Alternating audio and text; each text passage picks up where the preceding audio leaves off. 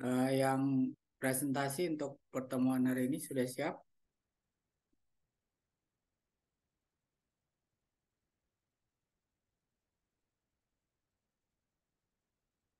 Iya Pak, sebentar ya Pak. Lagi nunggu teman yang lain Pak, karena lagi join dia.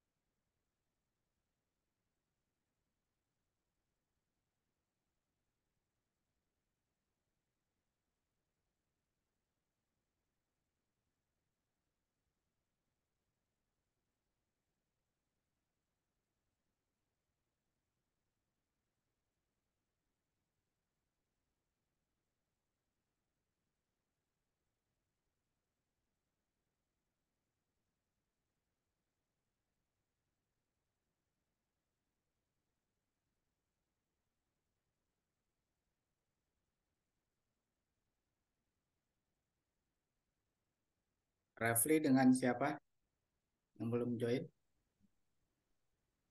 Dengan Dara Pak, ini Dara baru masuk Pak.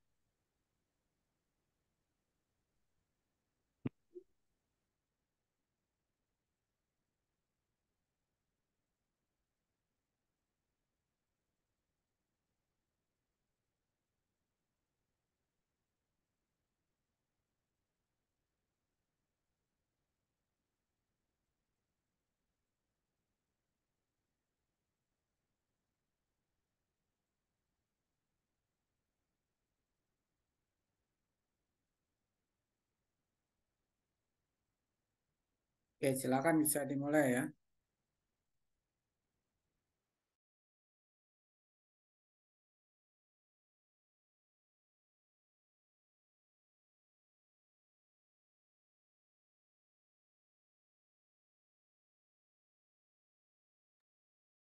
Oke baik Pak.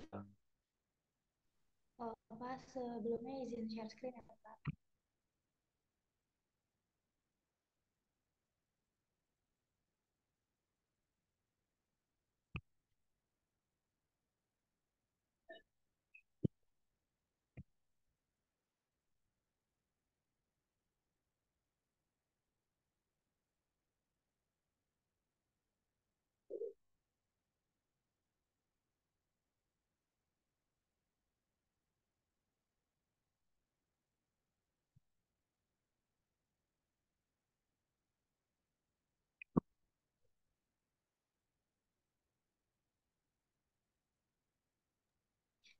Pak, maaf udah kelihatan belum ya teman-teman semua share screen-nya?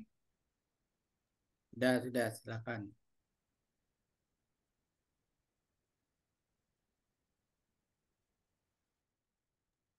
Ya baik Pak, sebelumnya saya Dara Mardiana dan review saya. Kami dari kelompok 5. Di sini kami akan memaparkan tentang advanced blockchain. Eh, Mungkin bisa langsung saja.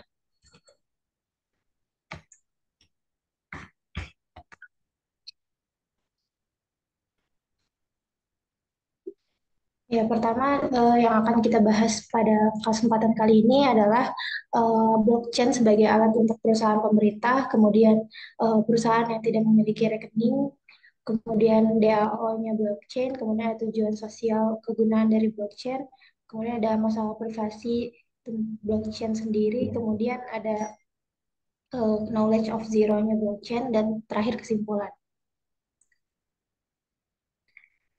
Ya, blockchain sendiri sebagai alat pemerintahan, sebagai alat untuk perusahaan pemerintah adalah eh,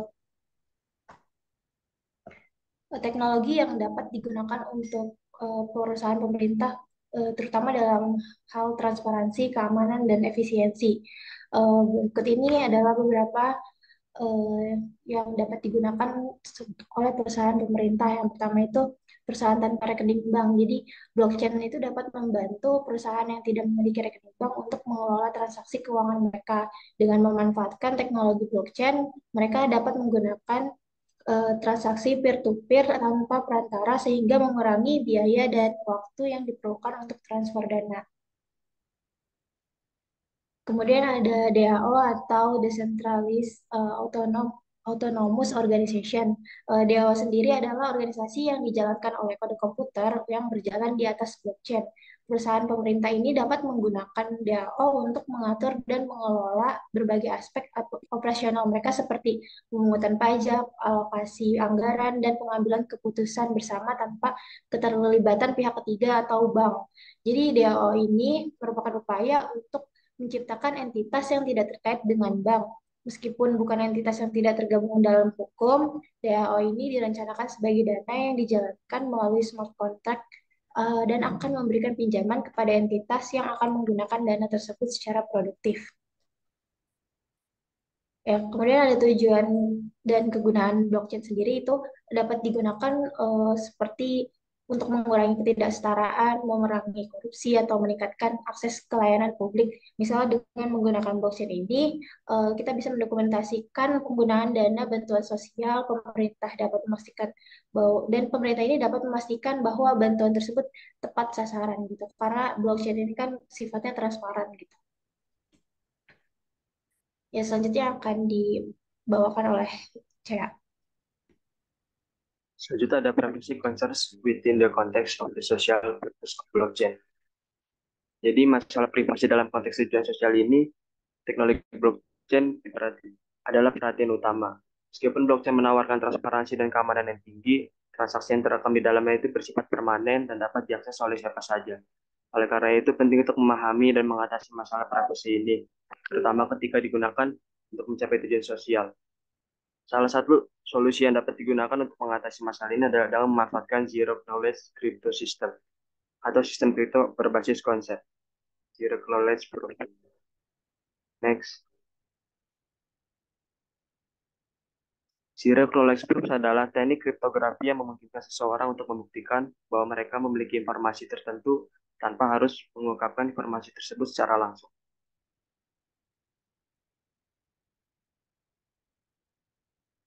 Berikut ada cara untuk mengamankan privasi pengguna. Pertama ada transaksi private. Zero Knowledge Proof dapat digunakan untuk menyembunyikan rincian transaksi, seperti jumlah uang yang ditransfer, penerima, dan pengirim. Dengan cara ini, seseorang dapat membuktikan bahwa transaksi adalah sah tanpa harus mengungkapkan detail-detail sensitif. Kedua, ada identitas dan verifikasi. Zero Knowledge Proof juga dapat digunakan untuk memverifikasi identitas seseorang tanpa menggunakan informasi pribadi. Sebagai contoh, seorang pengguna dapat membuktikan bahwa mereka memenuhi syarat untuk menerima bantuan sosial tanpa harus mengungkapkan rincian pribadi mereka. Lalu ada yang ketiga itu rahasia bisnis. Dalam konteks perusahaan, Zero Knowledge Proof dapat membantu menjaga rahasia bisnis dengan memungkinkan verifikasi tanpa harus mengungkapkan rincian teknis atau keuangan yang penting. Yang keempat itu ada kepemilikan aset digital. Sistem ini digunakan untuk membuktikan kepemilikan aset digital tanpa harus mengungkapkan alamat dompet atau informasi pribadi lain. Next. Dan terakhir ada kesimpulan. Penggunaan blockchain dalam perusahaan pemerintah, terutama yang tidak memiliki rekening bank dan dapat mencapai tujuan sosial ini adalah langkah potensial untuk meningkatkan efisiensi, transparansi, dan aksesibilitas layanan publik.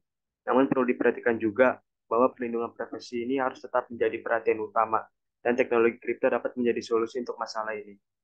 Sebelum mengadopsi blockchain, perusahaan pemerintah harus merencanakan dan mengimplementasikannya dengan cermat untuk memastikan manfaat maksimum sambil menjaga privasi dan keamanan mereka.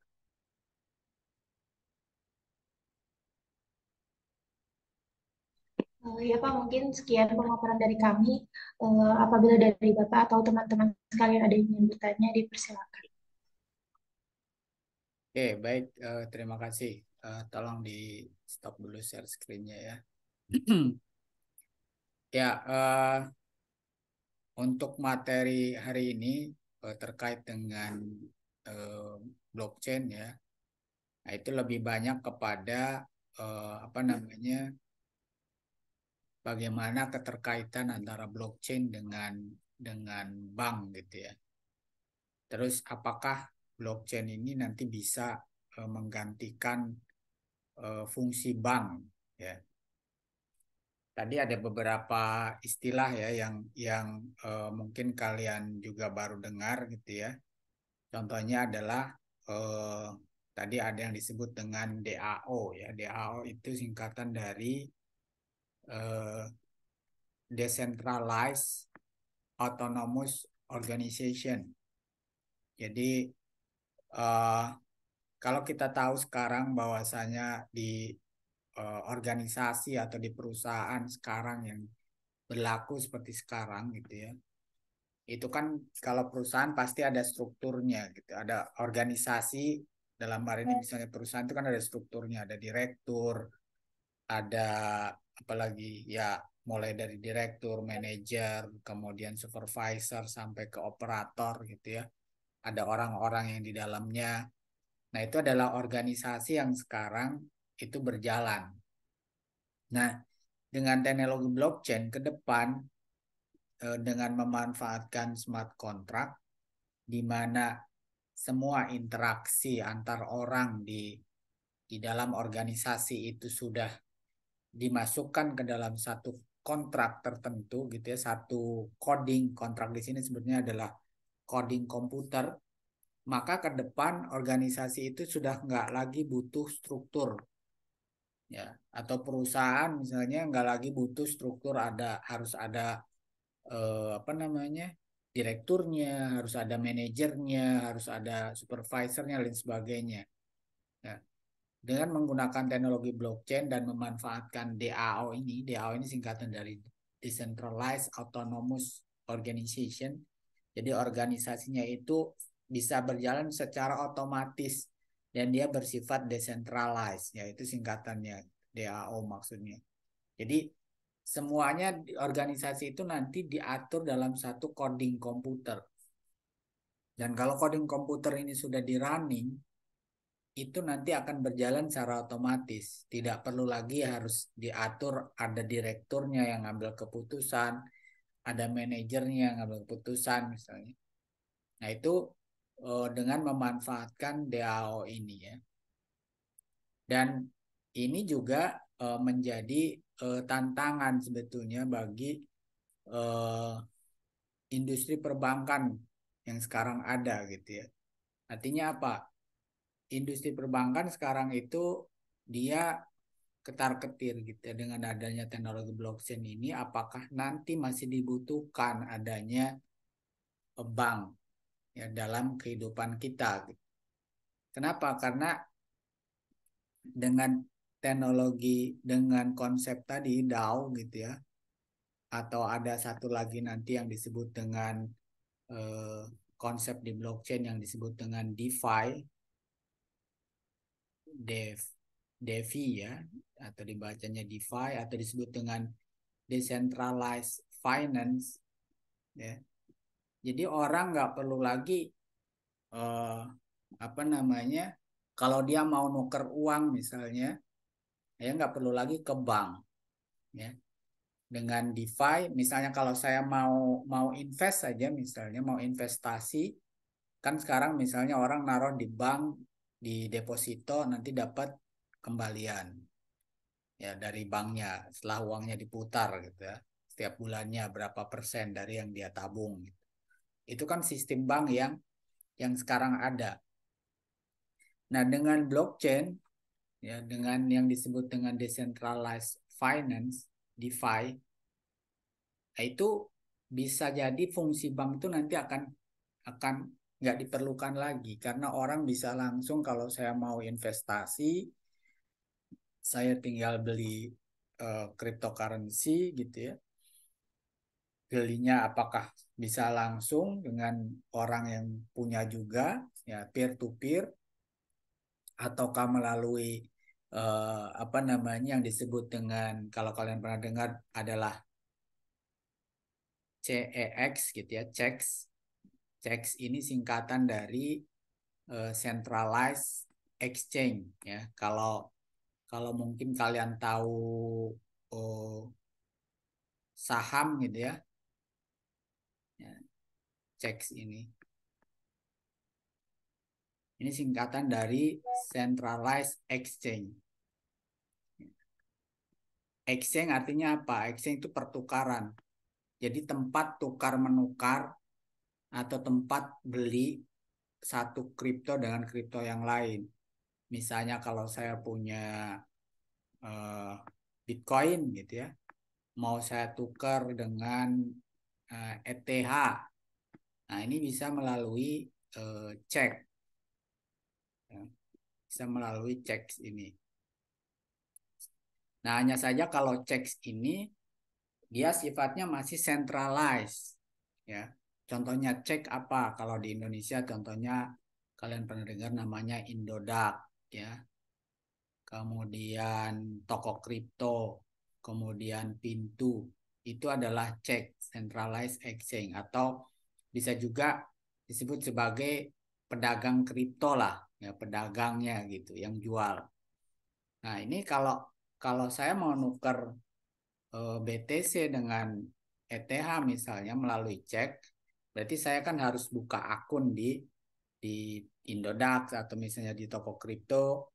Nah, kemudian saya beli BTC-nya, kemudian kalau mau saya tukar dengan ETH nanti saya tawarkan ke toko kripto atau saya jual gitu ya di lewat toko kripto. Nah, itu masih centralized dia, masih cek ini ya fungsinya masih kayak bank.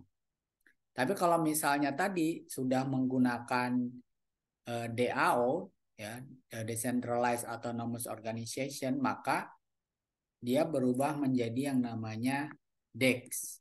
Nah, jadi CHEX ini menjadi DEX. Nah, kalau pakai DEX disebut dengan Decentralized Exchange, nah itu dia udah nggak ada lagi yang ngatur gitu ya. Jadi bisa otomatis. Kalau sudah menggunakan DEX ya. Jadi langsung saya bisa langsung apa namanya tukar gitu ya tanpa perlu harus melalui toko kripto, Indodax dan sebagainya. Jadi semuanya di running oleh komputer. Nah, ini kalau DEX, nah kalau C tadi masih centralized, kalau D itu decentralized. Nah, ini dia yang menggunakan tadi prinsip DAO ya. Nah, tadi mungkin di terjemahannya itu agak kurang pas ya. Jadi yang maksud di situ adalah government itu bukan pemerintah, tapi di situ adalah apa namanya eh, pengaturan organisasinya ya. Ya, jadi kalian nerjemahin dari bukunya itu sebenarnya tidak masih kurang begitu pas ya kelompok yang sekarang. Jadi yang dimaksud di sini kalau kalian baca di sini corporate governance di sini adalah maksudnya adalah government di sini adalah pengelolaan dari suatu corporate, satu perusahaan.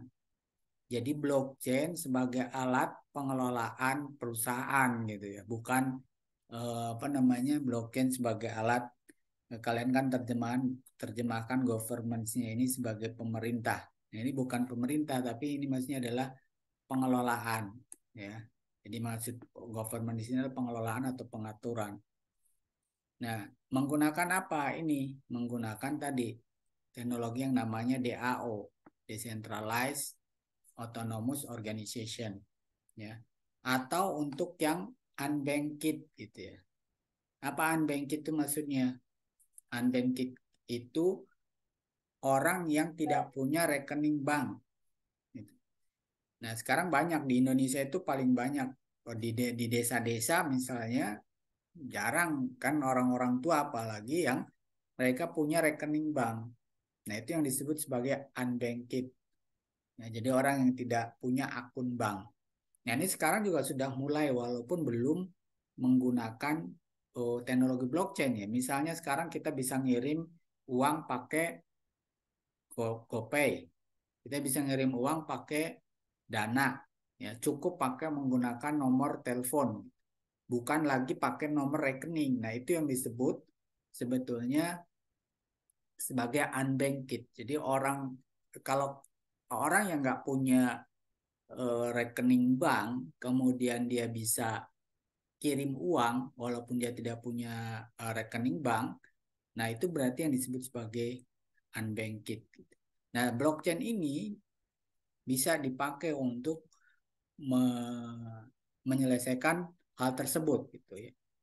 Jadi nanti ada yang disebut dengan istilahnya itu eh, finansial inklusif gitu ya. Jadi eh, apa yang dimaksud dengan finansial inklusif itu? Jadi eh, sekarang orang-orang sekarang kan finansial itu sifatnya eksklusif ya. Sifatnya eksklusif itu apa? Jadi yang bisa ngirim uang itu hanya orang satu yang punya rekening gitu.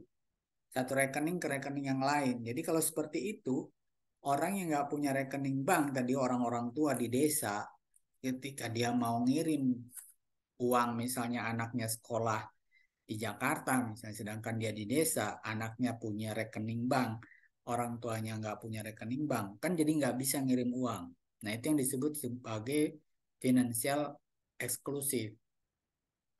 Nah, dengan teknologi blockchain yang menawarkan security yang tinggi gitu. Walaupun sebetulnya sekarang sudah mulai tanpa menggunakan teknologi blockchain ya, tadi yang saya sampaikan.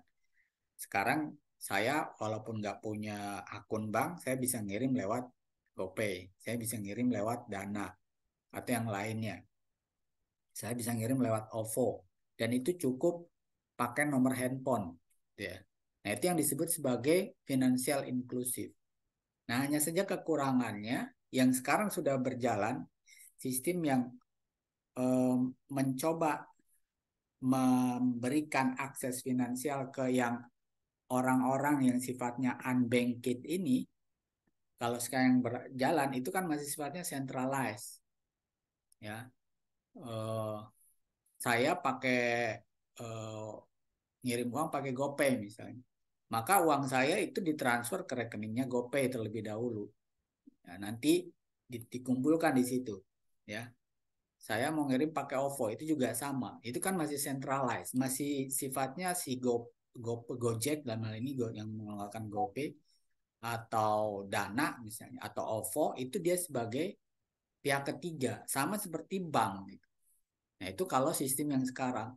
Nah, kalau menggunakan blockchain, maka tidak ada lagi pihak ketiga ini, gitu ya.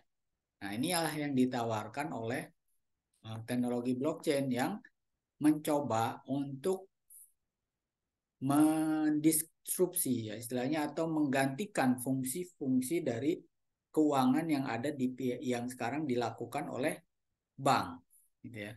Nah, ini ada kalau kita lihat tadi di artikel yang saya share tadi ya, eh, apakah di judul artikelnya atau bagaimana blockchain itu akan atau dapat mendisrupt itu artinya menghilangkan ya, disruption gitu ya, kalau kalian mendengar disruption bank.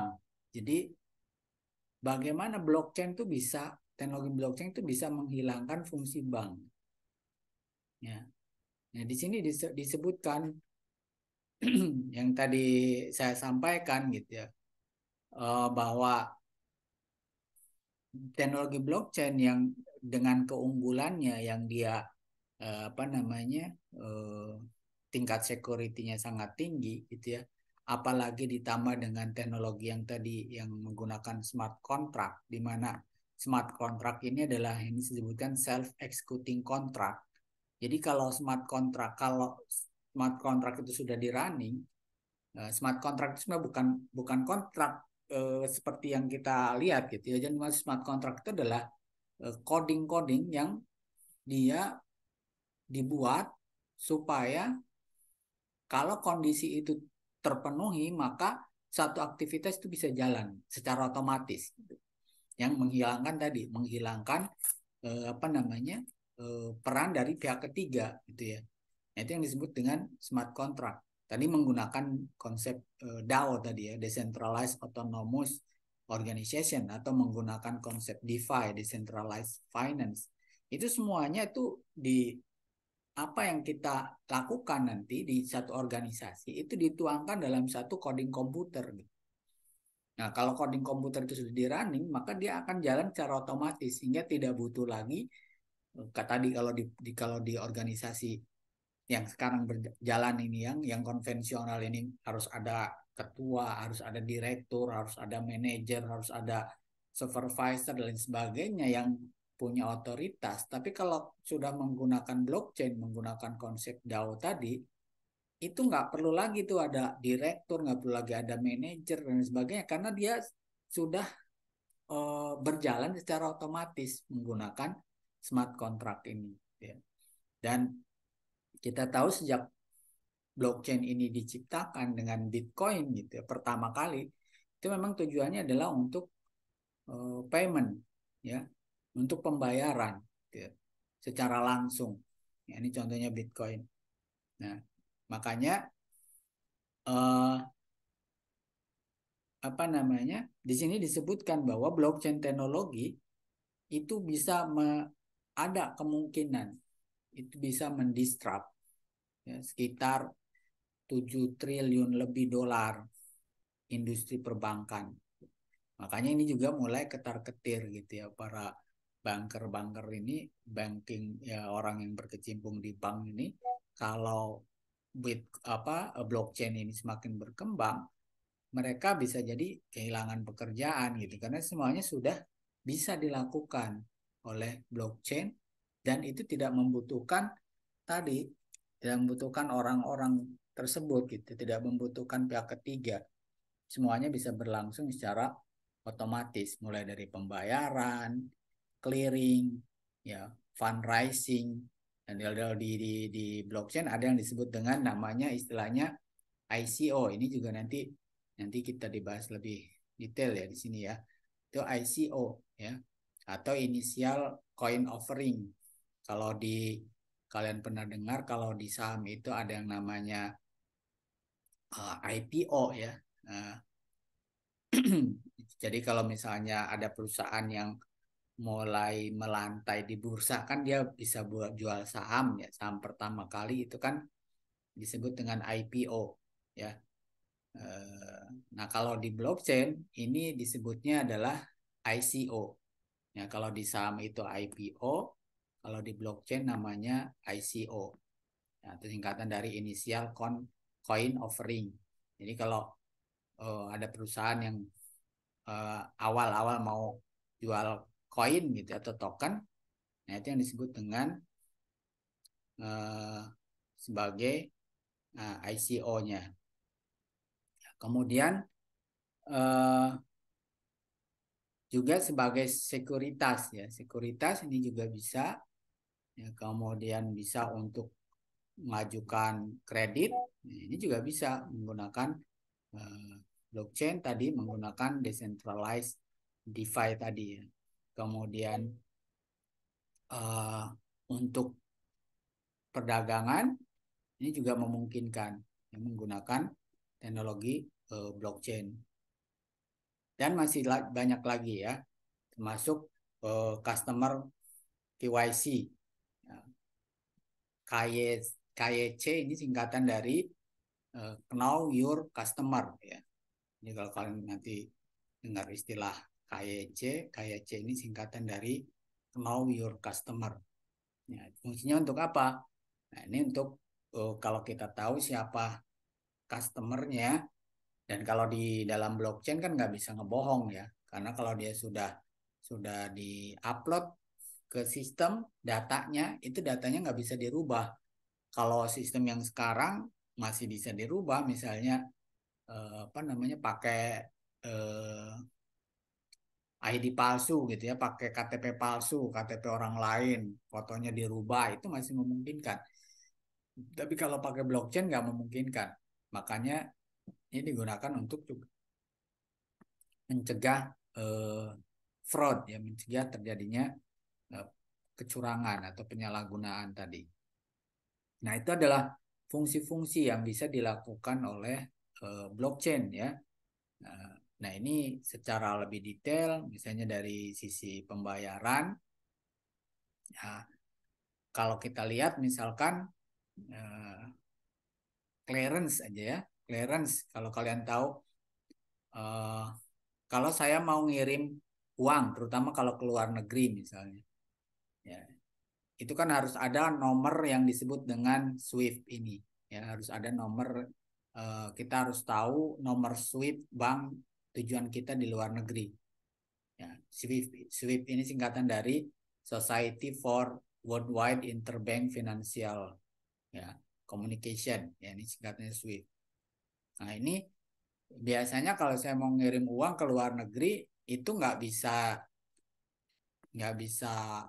seketika, nggak bisa cepat gitu ya. Saya misalnya di Indonesia, ya, saya datang misalnya ke Bank BNI, kemudian saya sampaikan saya mau ngirim eh, apa namanya uang ke misalnya rekening di Bank of Taiwan misalnya ya. Nah, nanti ditanya tuh oleh petugas BNI-nya, nomor SWIFT Bank of Taiwan-nya ada apa enggak, Pak? Itu. Ini kalau ada, saya kasih uangnya. Nah, kemudian sama Bank BNI nanti diproses ke Bank of Taiwan. Nah, nanti baru masuk dia ke rekening di Bank of Taiwan. Ya. Nah, itu prosesnya kan butuh waktu ya, nggak bisa langsung gitu. Bahkan bisa seminggu 2 minggu, Bang, atau ya biasanya paling cepat 3 hari itu baru nyampe uangnya. Nah, ini kan sangat time consuming ya, dan sangat tidak efektif gitu. Nah, itu kalau pakai blockchain, ya bisa langsung. Ini saya sampaikan, kalau saya tahu misalnya wallet address-nya Naviul, saya bisa ngirim Bitcoin itu detik ini juga ke walletnya Naviul gitu. Jadi nggak perlu lagi ini ribet-ribet dengan eh, proses yang seperti ini. Nah, itu untuk pengiriman misalnya, kalau saya kerja di luar negeri misalnya, kemudian saya mau ngirim uang ke keluarga saya di Indonesia. Tadi kalau pakai nomor rekening kan bisa prosesnya lama tuh, bisa 1 minggu atau 1 mingguan paling cepat uangnya masuk ke rekening di Indonesia gitu ya. Nah, kalau pakai blockchain tadi, nah, itu bisa pada saat itu juga real time gitu. Yang penting saya tahu apa namanya wallet address, misalnya saya mau nanti kirimnya pakai Bitcoin. Nah, jadi dari wallet address saya ke wallet address yang mau dikirim itu dalam bentuk Bitcoin itu bisa real time ya. Itu yang pertama. Kemudian yang lainnya, nah ini yang fundraising tadi ya. Fundraising itu untuk mengumpulkan dana.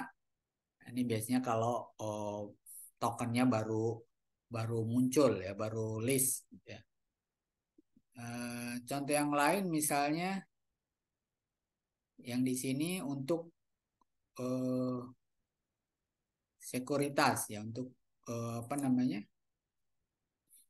eh, perdagangan berjangka misalnya. Nah, itu juga sama ya. Jadi prosesnya lama. Nah, kalau pakai Bitcoin atau pakai blockchain itu bisa bisa cepat ya. Kemudian untuk kredit juga sama ya. Jadi kalau misalnya orang mau mau ngutang misalnya, saya mau ngutang Bitcoin atau ke Naviul misalnya, maka Naviul tinggal kirimkan Bitcoin ke saya, ke wallet address saya tanpa perlu proses-proses yang ribet seperti ini ya. Kemudian untuk perdagangan luar negeri ini juga kalau memungkinkan ini sama gitu ya. Nah, kalau pakai blockchain prosesnya bisa lebih cepat. Kalau makanya sekarang atau kalian tahu kemarin misalnya waktu perang, ya perang sekarang juga masih berlangsung sampai sekarang gitu ya, Ukraina dengan Rusia. Itu kan Ukraina buka donasi dalam bentuk Bitcoin. Jadi kalau orang-orang yang pengen support Ukraina kirim ke nomor wallet address ini, maka langsung itu bisa langsung dikirim uangnya. Jadi tidak perlu lagi ada bank, dan itu memerlukan waktu yang lebih cepat gitu ya. Atau misalnya kayak kemarin apa namanya sama waktu perang gitu ya. Ketika Rusia nyerang Ukraina, bank-banknya pada tutup, orang-orang Ukrainanya pada istilahnya itu mengungsi ke luar negeri dan dia nggak bawa uang ya di kantongnya, dan kalaupun bawa uang misalnya dia bawa kartu ATM, kalau dia mengandalkan uang yang ada di bank, banknya udah hancur karena perang, uangnya nggak bisa ditarik. Tapi kalau dia punya uh, Bitcoin di wallet addressnya, nah itu dia bisa, kan dia tidak tergantung kepada bank ya, kalau punya Bitcoin. Misalnya tadi orang Ukrainanya mengungsi misalnya ke Amerika. Nah, kalau dia ditaruh uangnya itu dalam Bitcoin, ya tinggal tarik eh, dari Bitcoinnya, ya. Jadi tidak perlu lagi bank. Nah, itu juga kemarin bisa, gitu ya, istilahnya eh, terlihat manfaatnya, ya, terlihat manfaatnya penggunaan blockchain ini. Ternyata lebih, istilahnya itu lebih lebih tahan terhadap baik itu adanya perang, bencana alam misalnya, ketika sistem yang sekarang itu mati, nah yang menggunakan blockchain itu masih tetap bisa berjalan. Nah, juga termasuk untuk customer tadi ya, KYC ya, Know Your Customer. Nah, KYC ini singkatan dari Know Your Customer. Nah, kenapa tadi? Kalau misalnya identity kita gitu ya, misalkan tadi misalkan eh, kita pakai di Indonesia kan pakai KTP ya, KTP elektronik gitu ya. Tapi kalau KTP elektronik juga itu belum pakai blockchain, jadi masih memungkinkan adanya manipulasi. Nah, tapi kalau misalnya KTP-nya itu sudah dibuat dalam jaringan blockchain, nggak bisa lagi itu dilakukan manipulasi, karena dia ketika akan dilakukan manipulasi itu sudah ketahuan, dan ketika datanya sudah diupload itu tidak mungkin dirubah lagi gitu ya. Ya, kalau ada yang ngerubah kamera ininya, apa namanya, fotonya misalnya dengan orang lain, ya nggak bakalan bisa kalau dia menggunakan teknologi blockchain. Tapi kalau menggunakan teknologi yang sekarang itu masih memungkinkan, walaupun dia eh, menggunakan digital ya, menggunakan elektronik.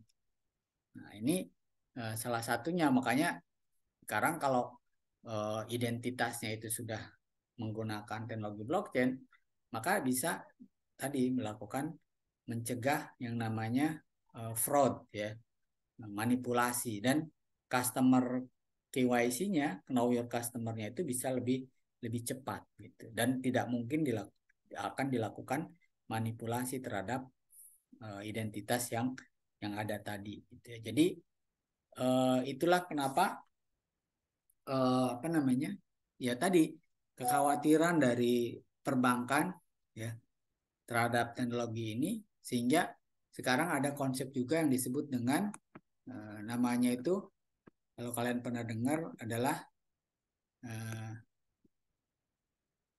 CBDC ya. CBDC ini singkatan dari uh, Central Bank ya.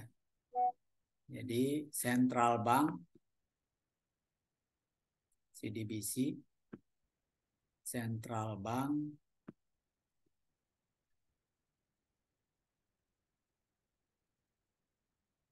Digital Currency gitu ya. Ini CDBC.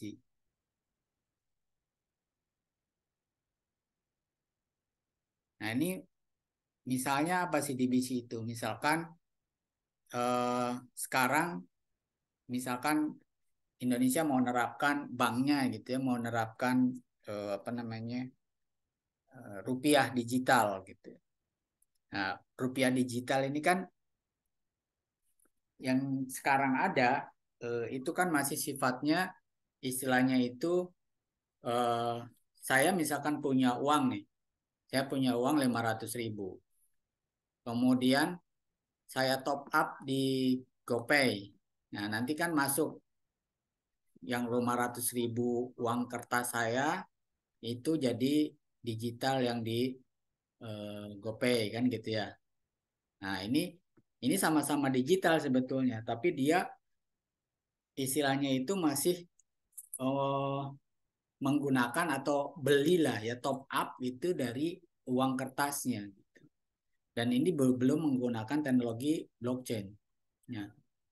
Nah, supaya blockchain ini tidak melakukan disrupsi terhadap bank, banyak sekarang negara-negara itu yang mencoba mendevelop yang disebut dengan CDBC ini tadi, Central Bank Digital Currency. Jadi nanti ada uang digital dan itu dibuat di dalam blockchain, sehingga nanti uang digital itu perlakuannya sama seperti uang kertas gitu.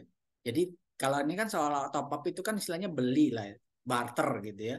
Nah, kalau nanti mah enggak gitu. Jadi memang ini sudah dibuat sehingga nanti ketika ada token-token yang lain, misalnya kayak seperti sekarang itu kan ada yang namanya misalnya tokennya USDC gitu ya. USDC. Ini adalah token tapi dia di istilahnya itu dipeg. Dipeg itu artinya nilainya sama. Nah, ini yang disebut dengan stable coin ya. Jadi stable coin itu adalah koin-koin yang dia nilainya itu disamakan dengan uang negara tertentu gitu.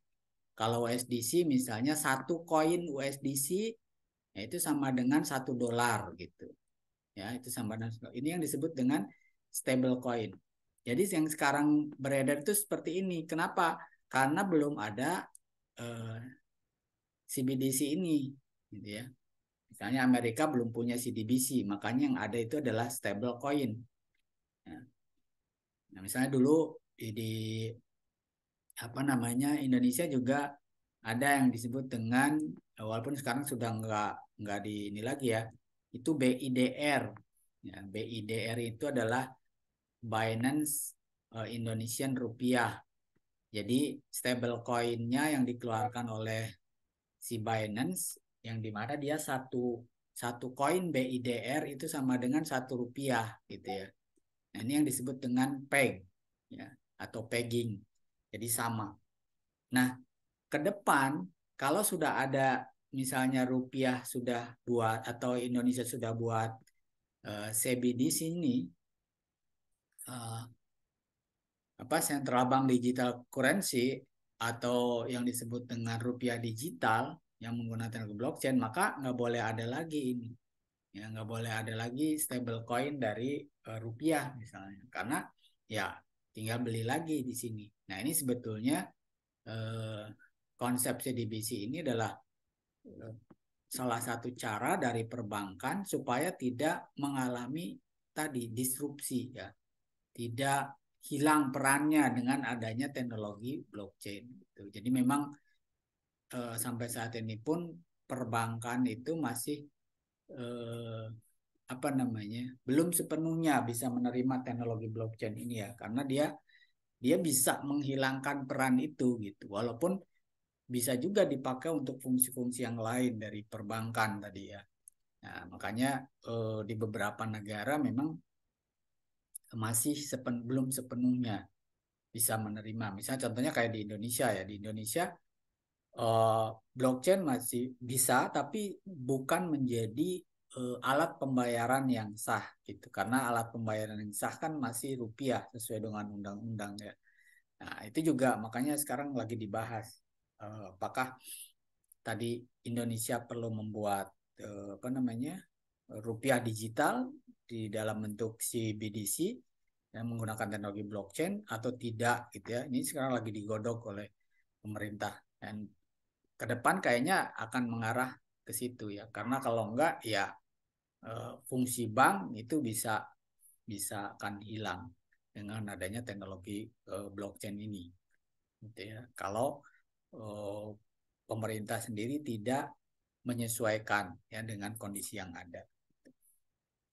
Ya baik, mungkin itu materi yang bisa saya sampaikan pada kesempatan hari ini. Ada pertanyaan sebelum ditutup?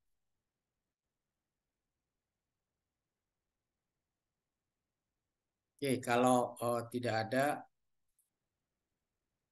sebentar saya buatkan untuk absensinya.